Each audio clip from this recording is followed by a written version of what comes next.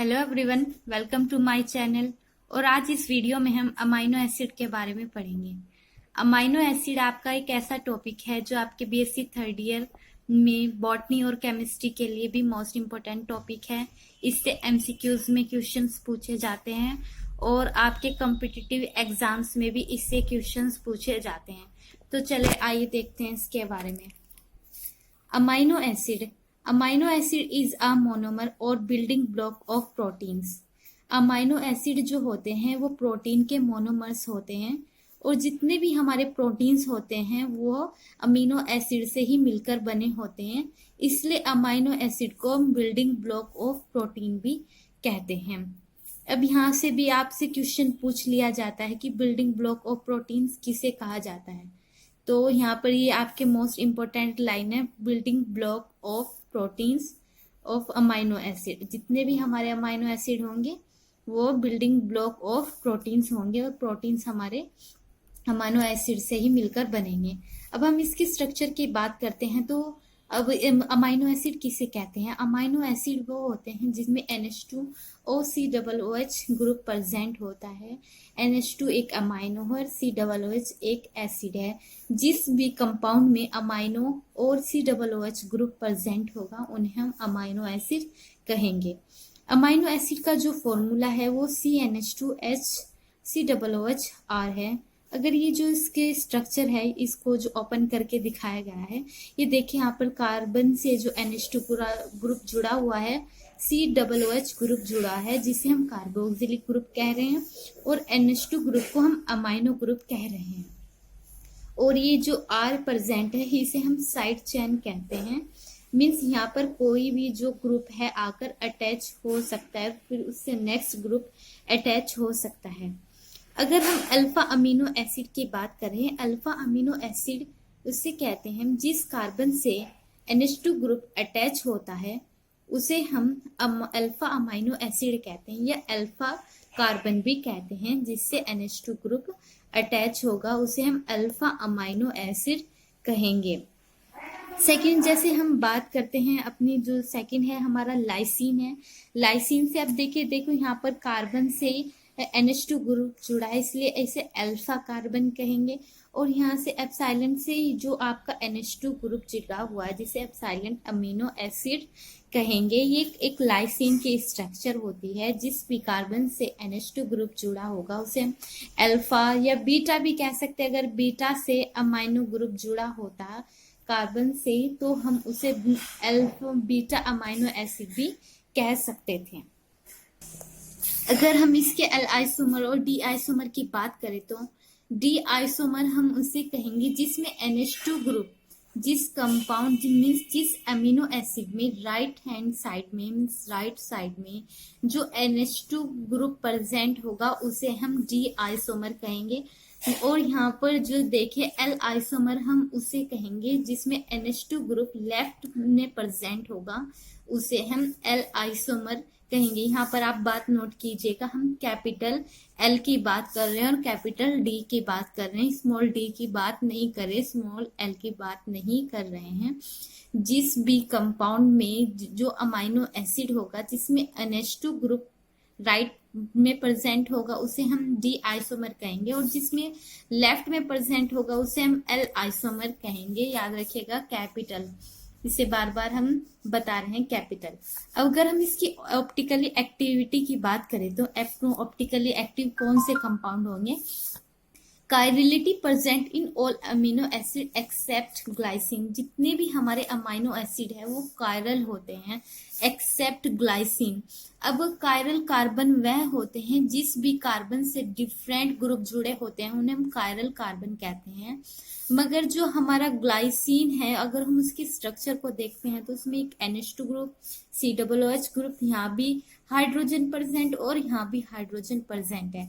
अगर यहाँ पर कोई डिफरेंट ग्रुप प्रेजेंट होता है तो यह अकायरल नहीं होता, तभी ये भी कायरल होता है। इसलिए ग्लाइसिन को अकायरल कहते हैं और ये ऑप्टिकली इनएक्टिव भी इस वजह से ही कहा जाता है। जितने भी हमारे अमीनो एसिड कायरल हैं जिनमें कायरलिटी प्रेजेंट है उन्हें हम ऑप्टिकली एक्टिव कहते हैं और जितने भी अकायरल हैं उन्हें ऑप्टिकली इनएक्टिव कहते हैं। ये भी एक बात जो नोट करने की है, ये मोस्ट इम्पोर्टेंट है। अगर हम इसके टाइप की बात करें तो amino acid divide into 3 group.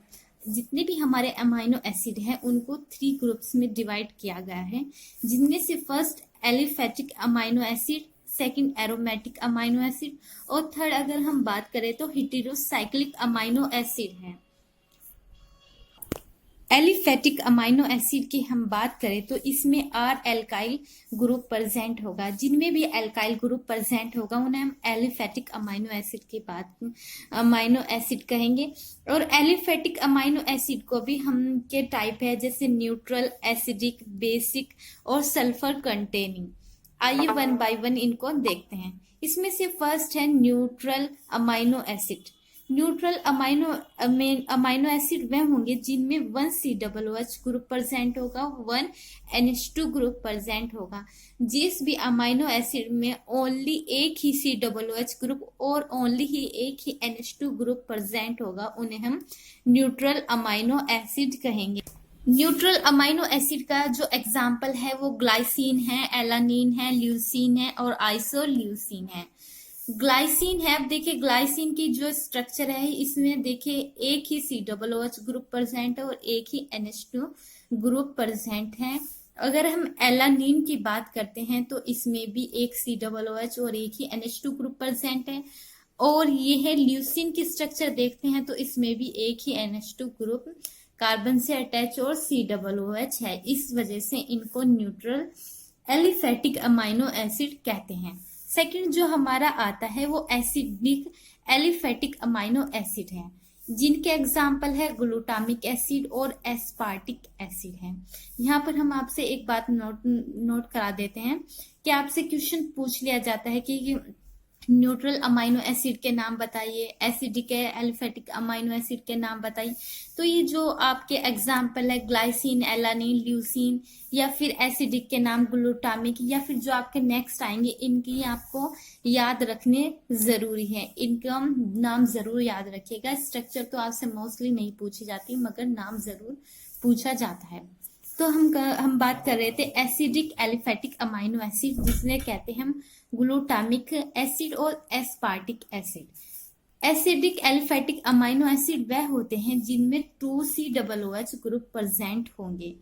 जिनमें भी 2 COOH ग्रुप प्रेजेंट होंगे या फिर इससे ज्यादा भी होंगे तो हम उन्हें क्या कहेंगे, उन्हें हम एसिडिक एलिफेटिक अमीनो एसिड कहेंगे, क्योंकि इसमें 2 एसिड प्रेजेंट है ना, ज्यादातर एसिड ही प्रेजेंट है। ये देखो इससे ज्यादा भी हो सकता है कोई से किसी अमीनो एसिड में।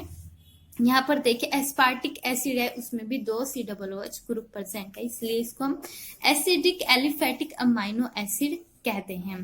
थर्ड अगर हम बात करें बेसिक अमीनो एसिड, इसमें भी more than 1 amino group present होगा। जिस भी अमीनो एसिड में एक से ज्यादा NH2 ग्रुप प्रेजेंट होंगे उन्हें हम बेसिक अमीनो एसिड कहेंगे, जिसका एग्जाम्पल है लाइसिन, आर्जिनिन। अगर हम लाइसिन की स्ट्रक्चर देखते हैं तो देखिए ये इसकी स्ट्रक्चर है और इसमें एक NH2 ग्रुप यहाँ कार्बन से अटैच है और एक NH2 ग्रुप यहाँ पर कार्बन से अटैच है, मतलब एक से ज्यादा NH2 ग्रुप प्रेजेंट है, इसलिए इसे बेसिक में काउंट किया गया है और COOH ओनली 1 प्रेजेंट है। अगर हम इसकी आर्जिनिन की स्ट्रक्चर देखते हैं तो देखिए यहाँ पर कार्बन से 2 NH2 ग्रुप जुड़े हुए हैं और यहाँ पर एक NH2 ग्रुप है, एक से ज्यादा है, इसलिए इसको बेसिक में अमीनो एसिड में काउंट किया जाता है, बिकॉज जो अमाइन होता है वो एक बेसिक होता है। अब हमारा फोर्थ आता है sulphur containing aliphatic amino acid. Sulphur containing aliphatic amino acid वह होते हैं जिनमें सल्फा हाइड्रिल जो होगा SH ग्रुप प्रेजेंट होगा, उन्हें हम सल्फा हाइड्रिल अमीनो एसिड कहेंगे।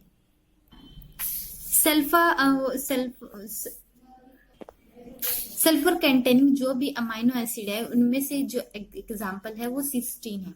देखिए यहाँ पर सिस्टीन जो है उससे देखिए 2 सल्फर जुड़े हैं, यहाँ भी हाइड्रोजन है, 2 हाइड्रोजन है, यहाँ भी हाइड्रोजन है, तो इसलिए ये स्ट्रक्चर आपस में कंबाइन होकर एक सिस्टीन के स्ट्रक्चर है जो सल्फर कंटेनिंग अमीनो एसिड है, एलिफेटिक अमीनो एसिड है। जो हमारा सेकंड आता है जिसमें डिवाइड किया जाता है एलिफेटिक, सेकंड एरोमेटिक है। एरोमेटिक अमाइनो एसिड वे होंगे जिनमें बेंजीन रिंग प्रेजेंट होगी। जिस भी अमाइनो एसिड में बेंजीन रिंग प्रेजेंट होगी उन्हें हम एरोमेटिक अमाइनो एसिड कहेंगे, जिसका एग्जाम्पल है फिनाइल एलानिन और टायरोसिन। ये आपके दो एग्जाम्पल है एरोमेटिक अमाइनो एसिड। अगर हम फिनाइल एलानिन और टायरोसिन की स्ट्रक्चर को देखते हैं, देखो यहाँ पर भी बेंजीन रिंग प्रेजेंट है और यहाँ पर टायरोसिन में भी एक बेंजीन रिंग प्रेजेंट है। जिस भी कंपाउंड में एक बेंजीन रिंग मीन्स वो कंपाउंड अमीनो एसिड होगा तो उसमें एक बेंजीन रिंग प्रेजेंट होना लाजमी है, इसलिए हम एरोमेटिक अमाइनो एसिड कहेंगे, जिनमें से एग्जाम्पल है फिनाइल एलानिल और टायरोसिन। जो हमारा लास्ट आता है वो हेटेरोसाइक्लिक अमाइनो एसिड है। हेटेरोसाइक्लिक अमाइनो एसिड में होगी जिनमें हेटेरोसाइक्लिक रिंग प्रेजेंट होगी, जिनमें के एग्जाम्पल है ट्रिप्टोफान, प्रोलीन और हाइड्रोक्सोप्रोलीन है।